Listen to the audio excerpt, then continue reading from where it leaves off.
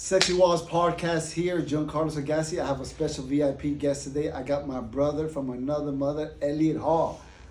What's up, my brother? Happy to be here. Elliott from Forensic, guys. I grew up with this guy.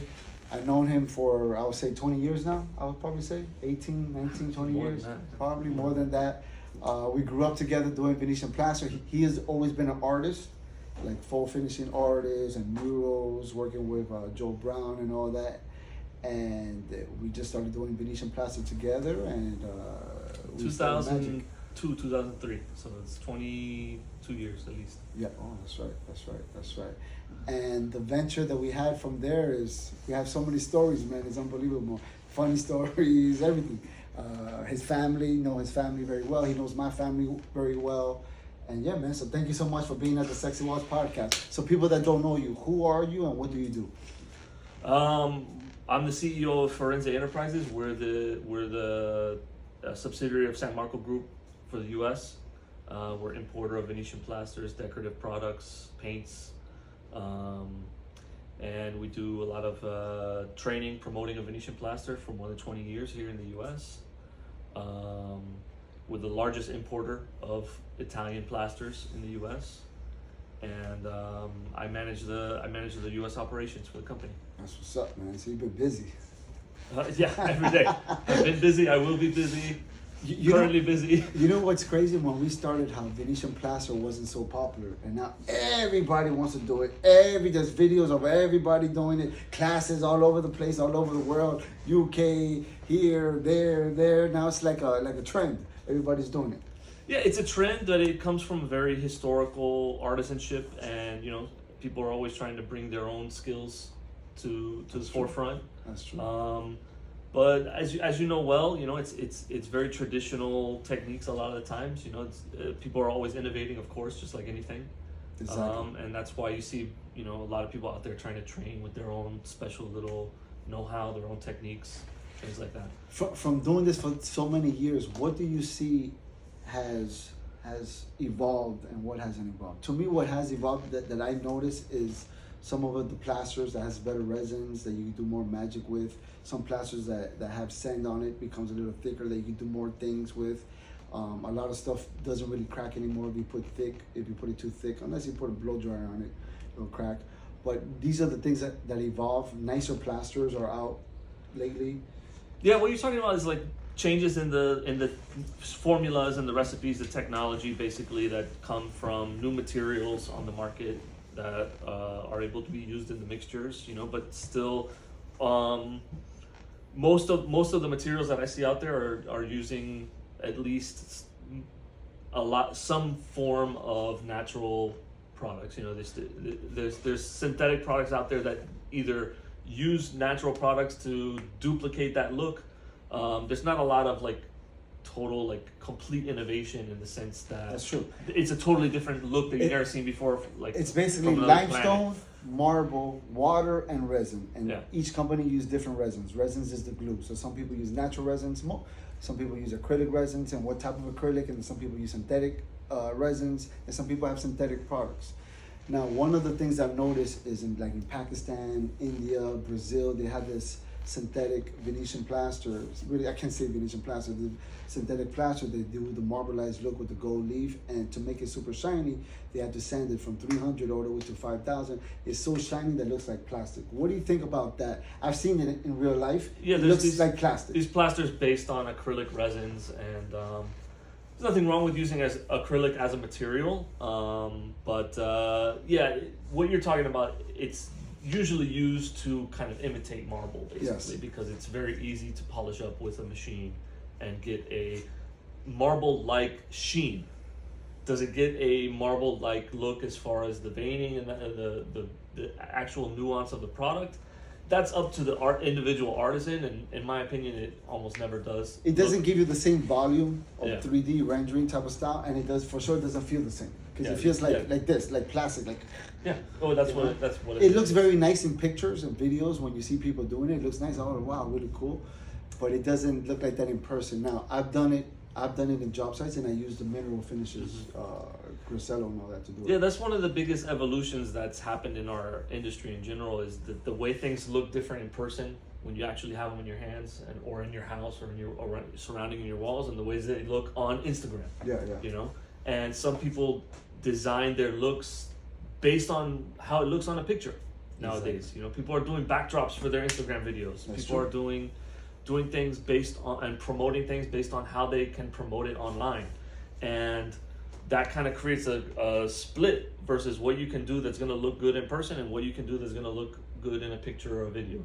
Of course, I totally And agree. it's not always one-to-one comparison. It's true. It's true. Now it's funny you say that people do that for background drop, because every house that I moved to, I did a one wall just so I could do videos and I could talk about whatever. And you probably chose your products, your finish for that wall differently than you would for walls that are just going to be enjoyed and to be lived in. Of course, I did it more if it looks good on TV.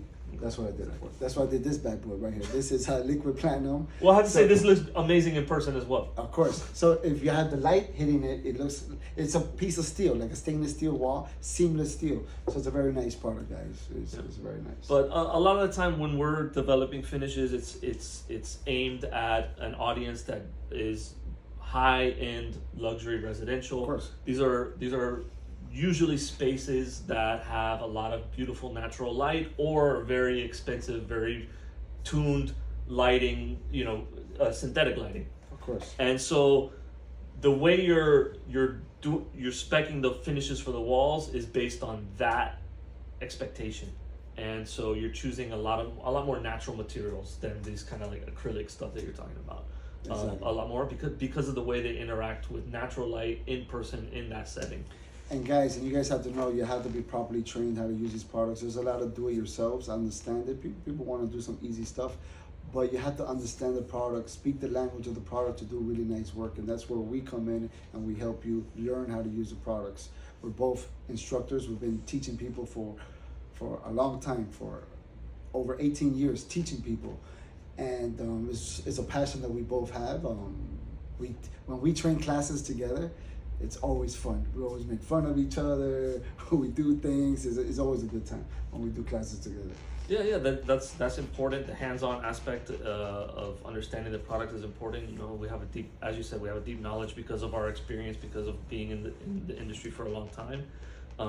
So if you want to get into this, a class is a great way to expose yourself to a lot of different things, in person, hands-on, and to understand how they're going to behave, based on how you manipulate them. For sure, and especially if it's a real applicator, because there's a lot of people that train courses that are not real applicators, that they just do it on 2x2 boards and stuff like that. So if you're gonna take a class, make sure it's look them up, the company first, before you do it, if you're in different parts of the world. If not, you contact us and we'll hook you up. Now, so another thing, Venetian plaster compare to acrylic plasters, meaning the metallic plasters and all that. So we have beautiful mineral finishes, that's marbleized looks, that you touch it, it's cold to the touch because it's real mineral finishes, meaning natural finishes made out of limestone and marble. And then we have the acrylic plasters, meaning like the metallics, the Swahili, the dunes. What do you think about those plasters compared to the minerals? And always the minerals have been number one. Yeah, I mean, it depends on what's your goal in a space. Mineral plasters are number one because they're very easy to specify on large areas. It's going to look good. They're going to interact, as I said earlier, the way they interact with the environment, the lighting, whatever is very important. The other types of plasters that, aesthetic reasons are the main reason we are choosing a decorative plaster. So it all starts from the aesthetics, and then you have to decide what's possible as well in the space. Because if it's a wet area, you might choose something a little bit differently. In that sense, some acrylic plasters can look really nice in a space, and they will give you different properties that will be better suited for a wet environment, for example. But it all starts from the aesthetics. It all starts from what's going to look right in the area where I am, And sometimes that's a metallic, but as you said, right now with what's trending design-wise, the mineral plasters are number one, top of the line. Yeah. So do you have any questions for me? Because you have questions for me? I know. No, not really. I guess I know everything I need to know about you. But how about for the viewers? Let's ask a question to each other, something the viewers don't know. How about that time? No, I don't want to say that one. I was about to say, how about that time when we went to Fish here's, Island? here's something that I haven't heard you tell a lot of people is how did you learn? Like who trained you? How did you learn Venetian Plaster? And and what was like your struggle? You know, first, yeah. So first, you know, so when people hear about you as the master, but nobody knows about you in the early days like I do. So when I came in working with Forensic Enterprises, we had this master applicator called Michael Martin. He was a white boy from Pennsylvania. He was an OG plaster, like compound and stuff like that. He was the one who taught me how to do Venetian plaster. Him, Jose Barrero, Marcos Escobar. Those are the three original OGs that I know. And that's where me and him were raised by them. And eventually we took over, man, and we outpowered them. You know what I mean? But they're like the original guy. Well, it's true though. Well, like the original guy, Michael Martin, he doesn't work in Venetian no more. He became a car mechanic. The other guy got married, had kids, and did his own thing. You know, a lot of these people fade away because they never started their own business. They started working for other people. Like we expanded it. We wanted to be the best at it, and I think we took it to another level. You and I. Well, in those days, there wasn't a lot of. You couldn't find a training course online easily. That's true know? too. There wasn't a lot of people doing it. That's true too. You had to either work for somebody or know somebody. Yeah, yeah. Exactly. Training courses. Exactly. So who do you think was the original OG who taught us? I would say Michael. Yeah, you probably learned more from him than I did. I learned a lot from my family business. Okay. You know, back in the day. Okay, yeah. Because I know your brother learned with me. I know he learned with you guys too, but he learned with me and Michael and all that. You know what I mean? But then I think we, like I said, we out. Yeah, there's a couple of people that came from Italy that I can't even remember their names right now that taught us in the very early days. You know. Yeah, they taught us some stuff. But back then, there wasn't a lot of places you could go. So Exactly. What happened was, as a group, including all the guys that you're mentioning, it was kind of a self-learning group. Learning kind like of I said, there wasn't a page that you go to and be like, look, I'm having a problem. Let me go to this page. We created the page, like the exotic wall finishes page of how to do things. That was something that we created. You know what I'm saying? So if you have problems, you just go to my page. When we had problems, there was no page to go to. We had to figure it out, the problems. And it's not that these things didn't exist. It's just that they didn't exist in the U.S. Well, they English didn't exist or nowhere. Americans. What do you mean? There's no Even videos nowhere. In Europe, there's no videos. No, that's true. There wasn't even YouTube back then. Exactly. We're talking about before YouTube. Yeah, you called them and they were like, "What you talking about? You can only apply this way." And you were like, "No, man, get out of here, man." Yahoo. I'm talking about when we spoke to the Italians. Even they had no. situations. So this is before a lot of these modern things that we use to find information. But Exactly. but I'm saying that there were people doing this for hundreds of years. Of course, it's not new. We didn't invent it. You can't. We didn't invent it. Exactly. Yeah, we didn't invent it. Yeah, just full disclosure. Obviously, we didn't invent it. Of course, we didn't of invent course. it. But you certainly couldn't find it easily. You couldn't find it easily. And so that's and if you did find it easily, it was very hard to somebody to teach you properly how to do it. Because we met so many people that's been doing it longer than us, but they sucked at it. But they were doing it longer than us, and we actually trained a lot of older people how to do Venetian plaster. You know. But yeah, but so we're like the original OGs here in the United States doing this, and we're the original OGs that actually stayed in the business doing it. Because a lot of them there's a lot of faded people away. that came and went. You know, different we things. haven't went yet.